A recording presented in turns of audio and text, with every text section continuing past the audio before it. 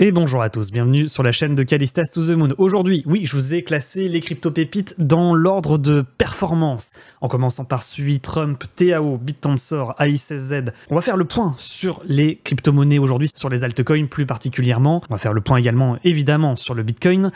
Où en est-on sur les graphiques? Est-on sur un niveau de rejet potentiel ou est-ce qu'on est finalement dans une consolidation pour mieux poursuivre la hausse? Installez-vous confortablement comme d'habitude, mais avant, avertissement sur les risques, vous risquez des pertes financières, ce contenu n'est pas un conseil d'investissement. Tradez de manière responsable, les crypto-monnaies sont des actifs volatiles et extrêmement risqués. Donc c'est parti, on y va, on débute directement par BTC. BTC en vue long terme, BTC en vue long terme. Pour le moment, effectivement, on est soit dans une correction de la baisse, soit on va chercher le deuxième top, puisque effectivement, on est dans un premier top, premier bottom. Si on est dans une correction de la baisse, on retrouve un top, puis on retrouvera ensuite un bottom.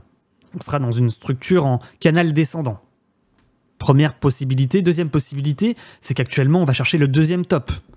Et là, effectivement, il y aura le risque de double top pour réinverser la tendance. Profite également de cette vidéo YouTube pour vous annoncer mon nouveau partenaire commercial, Deblock. C'est une banque française crypto-friendly qui vous propose un compte courant lié à un portefeuille crypto-monnaie avec un IBAN français, avec une carte bancaire évidemment gratuite, carte bancaire physique, carte bancaire virtuelle, carte bancaire éphémère, comme sur Revolut. Donc c'est une plateforme qui est plutôt intéressante pour ceux qui souhaitent dépenser finalement leur crypto-monnaie par carte bancaire. Le compte standard est évidemment gratuit, virement instantané, c'est pas carte bleue physique, etc. Tout ça c'est gratuit, virtuel et même à usage unique. Et ensuite, il propose un plan premium à 10 € par mois. Pas besoin de déclarer le compte comme étant un compte bancaire à l'étranger puisque c'est français. Donc avec le lien que je vous mets en description, vous avez 3 mois de premium offerts pour tester la plateforme. Donc merci à Deblock de rejoindre l'aventure et on reprend maintenant l'analyse du Bitcoin. Donc ça c'est pour la structure long terme sur BTC. On va passer maintenant rapidement en vue journée ce canal dont on avait parlé.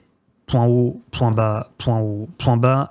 Compression dans un triangle ici. On avait dit dans la dernière vidéo YouTube, c'est le plus probable, c'est le breakout par le haut pour potentiellement fist et ensuite repartir. Mais il faut se rendre à l'évidence, on est dans un breakout qui a réussi sur BTC, un breakout de 10 à 12% et qui a été chercher le niveau suivant. Niveau suivant également dont on avait parlé dans la dernière vidéo YouTube, support ici, résistance ici et target cohérente. Donc on revient chercher le niveau de support qui devient maintenant résistance. Et là, maintenant, on consolide sous le niveau pour peut-être mieux retenter le breakout et aller chercher la prochaine target qui sera tout simplement la TH et la résistance ascendante long terme dont on a parlé pour aller chercher le double top en vue semaine dans la zone des 113 000, 114 000, 115 000 $. En cas quand même de cassure de ce petit range par le bas, effectivement, il y a toujours ce risque de fist carotting, de retomber sur le niveau des 85 000 $. On pourrait penser par exemple à une consolidation, un breakout, puis une fist, pour ensuite breakout en 2 temps, en formant un rounding tasse avec anse, par exemple. Voilà, ça c'est plutôt un scénario qui serait également cohérent. Je rappelle quand même que les dernières vidéos YouTube étaient sur des crypto-pépites explosives. Pourquoi? Parce que on avait senti le vent tourner. Et ça mérite évidemment des clap-clap dans le chat et évidemment un petit abonnement, un petit commentaire pour le référencement et pour soutenir la chaîne. On fait pas beaucoup de vidéos YouTube, une par semaine, et pourtant, on est quand même globalement dans le bon sens. 90% sur SUI, Trump, TAO, WorldCoin, AISZ. Il y a des altcoins qui ont plus performé que d'autres et des altcoins qui finalement n'ont pas réellement performé, comme XRP, comme BNB, comme Ethereum, comme Shiba Inu, comme Dog. Tout ça, c'est du 15%, c'est pas terrible. Donc on va faire un point sur ces altcoins dès maintenant. Installez-vous confortablement. On rappelle la chose suivante avant de débuter sur les altcoins. Si le Bitcoin fait une Bart Simpson, retombe à 85, tout s'effondre. Avant de regarder les altcoins, oui, je sais, on met un petit peu de suspense, eh bien, on va regarder la capitalisation des stablecoins. On va commencer par ça, avant de passer aux altcoins. Pourquoi? Parce que la capitalisation des stablecoins nous dit la chose suivante. Il y avait résistance. Et là, on est en pullback sur le niveau. Qu'est-ce que ça veut dire? Ça veut dire que s'il y a réintégration de ce niveau, le Bitcoin va aller chercher la TH. Si on est dans une configuration de cassure pullback, il va faire une remontada pour aller chercher à nouveau la ligne de coup du double bottom et mieux tenter le breakout. Donc vous l'avez compris, sur Capstable, on est soit dans une cassure pullback pour reprendre de l'élan et repartir, et là on a un dump sur BTC, soit on est dans une configuration de rejet sur ligne de coup de double bottom, pullback, réintégration du niveau pour retomber, aller chercher le triple bottom ici, et là on va rechercher l'ATH sur BTC. Quand on arrive sur ce niveau sur Capstable, on arrive sur le niveau potentiellement de rejet sur le Bitcoin dans la zone 96, 97, 98. Attention à ce qu'on ne soit pas finalement sur BTC dans une correction de la baisse pour aller chercher la prochaine target. On passe maintenant aux altcoins, les crypto-pépites. Où est-ce qu'on en est? Eh bien, on va le voir. On a des crypto-pépites qui ont performé. Le Trump qui a breakout, qui a marqué un énorme rallye. Alors maintenant, on est dans le pump. C'est un peu compliqué de prendre des positions sur le Trump Coin, par exemple.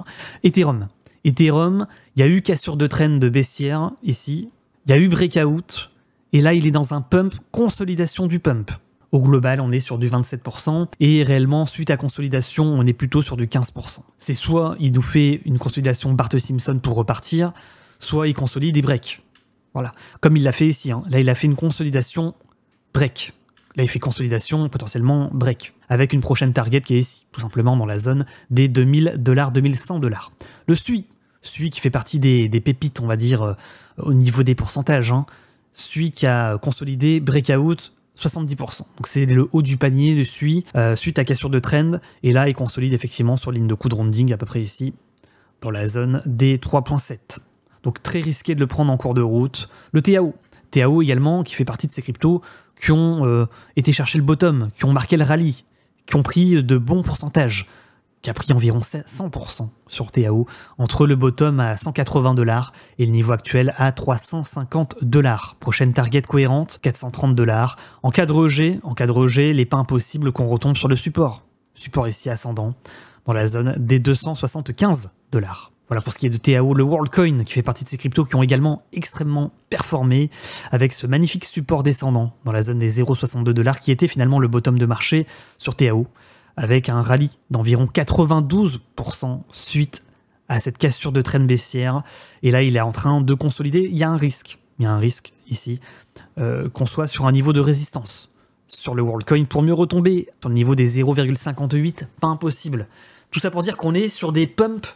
Et peut-être qu'on en avait parlé, peut-être qu'on est sur des pumps en dump. Attention quand même sur ces crypto-monnaies, surtout sur des cryptos qui ont fait 90% en 5 jours. Voilà, il faut se méfier quand même à une éventuelle envie de FOMO, envie d'acheter sur le rallye. Et là, il y a un risque effectivement de punition. Voilà, de punition ou au moins de coup de sécurité pour mieux repartir. Attention quand même sur le WorldCoin, qui fait partie de ces cryptos qui ont les plus performé ces derniers jours. Le FET AI, 3 semaines sur 100%, et une target cohérente qui est située dans la zone des $1. Comme par hasard, c'est le niveau, j'ai envie de dire, long terme. À plus court terme, effectivement, on est dans une montée en escalier. Il y a un risque de coup de sécurité, comme d'habitude, pour reprendre de l'amplitude. C'est le classique. Hein. On va l'avoir sur l'ensemble des altcoins, ce risque de coup de sécurité pour reprendre de l'amplitude et aller chercher les 1.03. Le sol qui fait partie de ces cryptos qui n'ont pas forcément énormément performé, qui n'ont pas non plus déçu, à environ 40%, avec une target cohérente dans la zone des $165. Le Apex, qui a été chercher le bas de Biseau, qui a marqué un rebond d'environ 40%, à peu près comme Solana, et avec un niveau cohérent de target à 1.05, dont on a déjà parlé, le haut de Biseau. Donc attention quand on sera en haut de Biseau, 1.05, 1.06. Le PP en double bottom, qui marque un 50-60%, qui s'approche également de cette résistance long terme en weekly à 113. Donc voilà, vous êtes prévenus. Le WIF, qui fait partie de ces cryptos qui n'ont pas été non plus dégueulasses, mais qui n'ont pas ultra performé. Le WIF qui suite à breakout ici a pris environ 70%. Je suis un petit peu méchant, 70% ça commence à faire un paquet de pognon quand même. Hein. 90% sur le mouvement entier. WIF fait partie de ces cryptos qui ont le plus performé, qui était également le plus risqué. Hein. Le WIF avec une technologie, on le voit sous-jacente, assez intéressante. Un chien quand même abonné, c'est pas tous les jours. Hein. Voilà, le WIF qui fait partie de ces cryptos qu'on suivait de manière attentive. Le Theta, le Theta ça reste bien pourri quand même globalement sur le rallye.